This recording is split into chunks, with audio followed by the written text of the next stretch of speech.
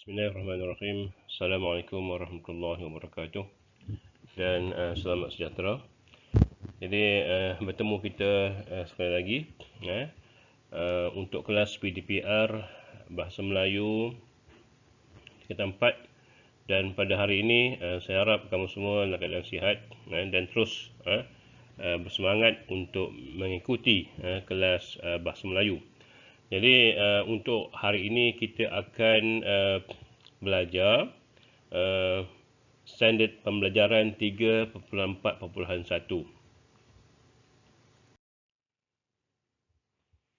Baik, jadi untuk itu pada hari ini kita akan belajar standard 3.4.1 iaitu menulis kerangka karangan dengan menyusun dan menganalisis isi penting secara terancang.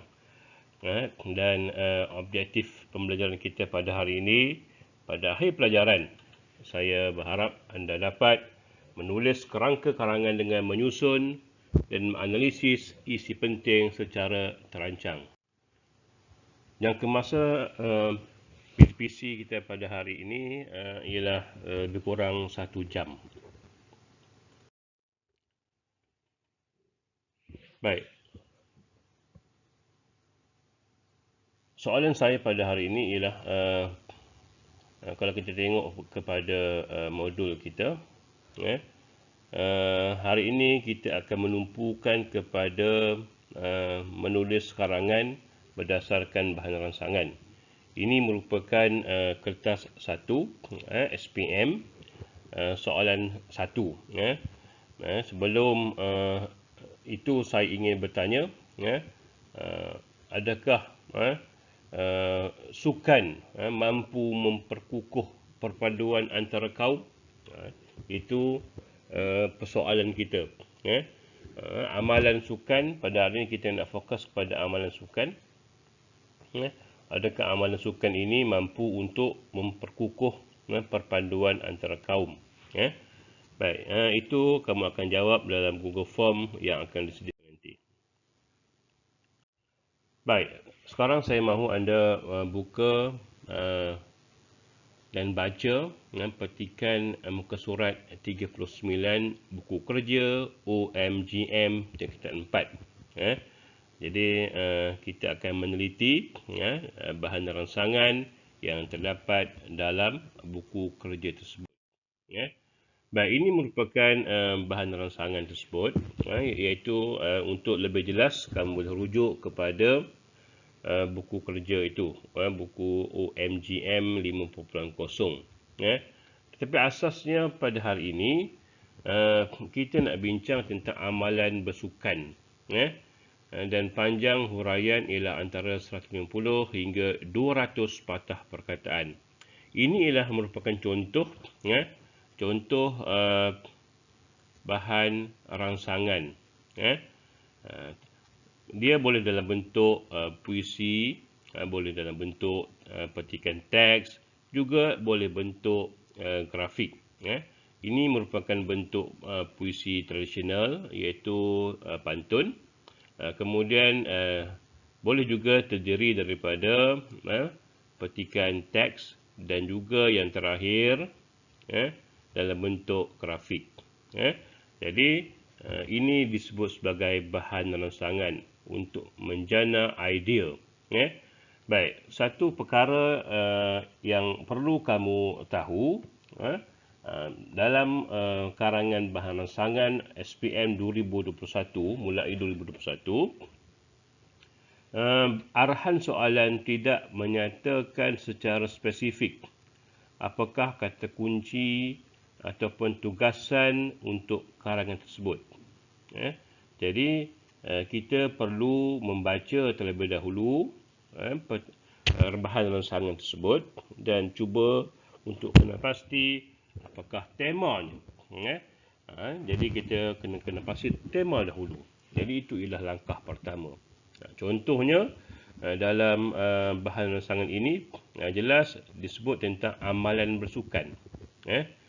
Contohnya kalau kita tengok sini pantun itu, contohnya bersama berentap pantang mengalah di tanah kota lagaknya mara. Bakat digilap, potensi terselah, adat tercipta, harapan negara. Lincah berdepan si pesilat muda, memecah keringat ke kuda bersilang. Sihatkan badan, cerdaskan minda, marakkan semangat, sama berjuang. Itu merupakan contoh pantun.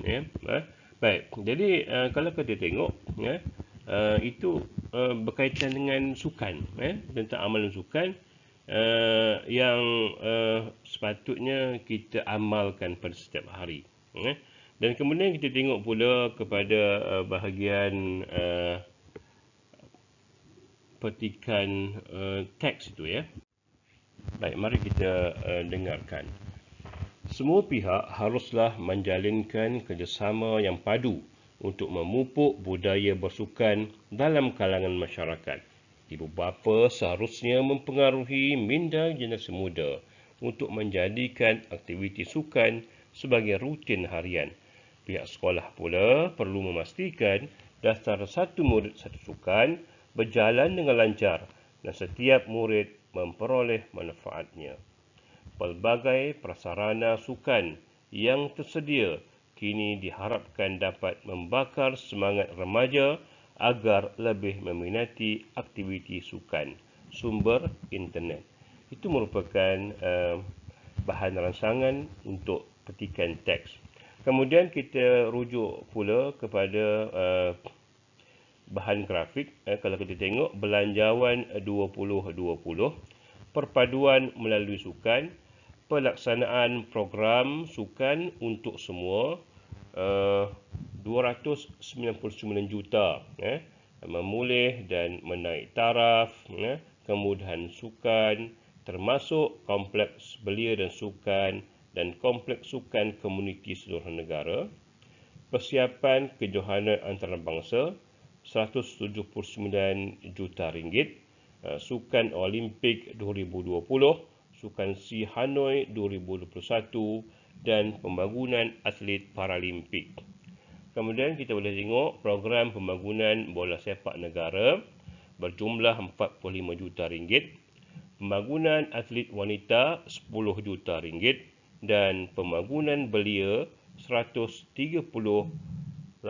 juta ringgit, iaitu Kelab Pemuda Belia YPC, Malaysia Future Leaders School MFLS dan inisiatif sukarelawan. Jadi itu merupakan bahan rangsangan kita. Kita nak menulis karangan tentang amalan bersukan. Baik, jika kita lihat bila kita tinjau tentang amalan bersukan itu secara umum, tidak spesifik. Jadi kita kena faham dan tengok apakah yang kita nak fokuskan dalam karangan kita itu. Baik, contohnya pendahuluan, kita boleh gunakan pelbagai teknik menulis pendahuluan seperti mana yang telah saya ajar kamu dahulu dalam pertemuan kita. Jadi antaranya mungkin kamu boleh gunakan teknik pendahuluan jenis sejarah. Maknanya kita nyatakan apa yang berlaku situasi dahulu bandingkan dengan situasi sekarang. Ataupun boleh juga kamu gunakan teknik TSOP yang dah kita bincangkan sebelum ini. Seterusnya di bahagian isi. Apa yang ingin kita tulis dalam bahagian isi? Baik, dalam bahagian isi, antara yang kita boleh tulis ialah berkaitan dengan kebaikan bersukan. Apakah faedah atau manfaat apabila kita bersukan? Kenapa kita perlu bersukan?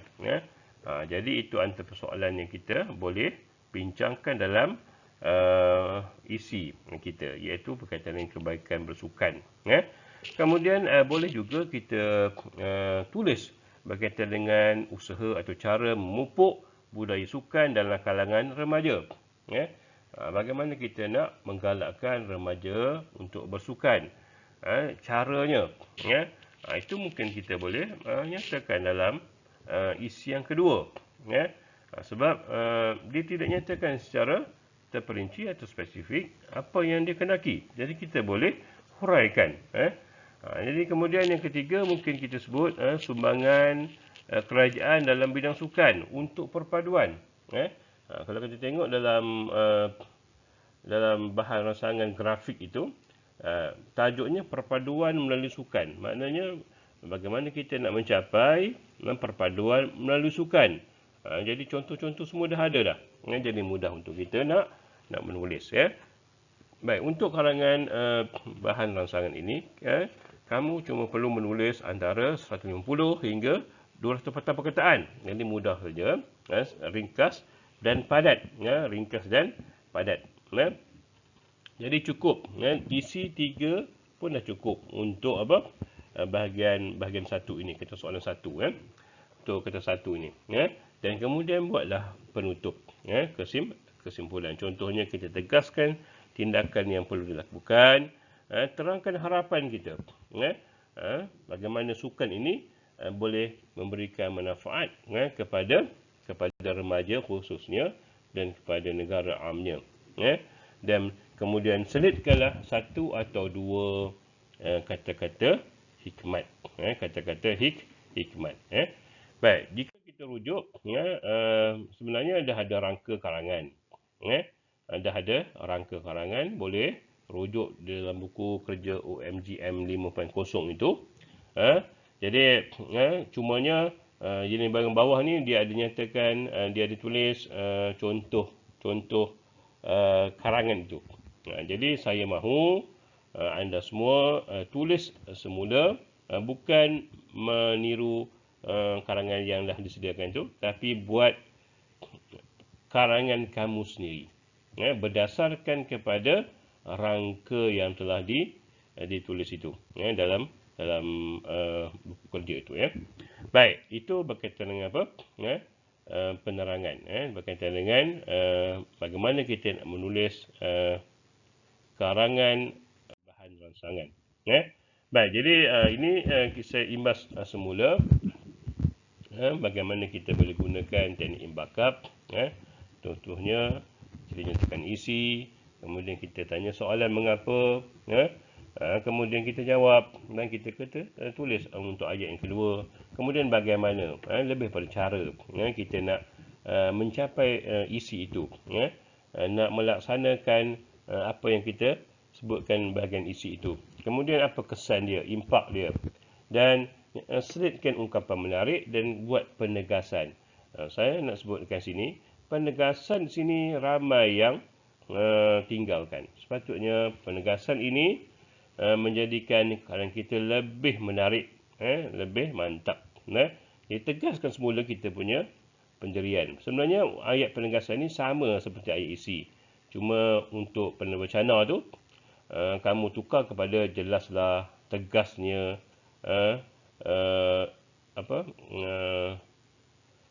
sememangnya, contoh. Baik, jadi itu berkaitan dengan apa? Teknik untuk menulis isi. Baik, jadi itu berkaitan dengan apa? Karangan bahan rancangan. Jadi saya harap kamu boleh mulakan latihan, dan kemudian sila rujuk dalam Google Classroom. Saya telah berikan tugasan itu dalam Google Classroom, dan bolehlah berikan catatan ataupun tugasan itu hantar dalam Google Classroom. Jadi sebarang pertanyaan boleh kemukakan dalam kumpulan Telegram Bahasa Melayu kelas masing-masing. Jadi itu sahaja untuk hari ini. Jadi salam bahagia. Sekian, terima kasih.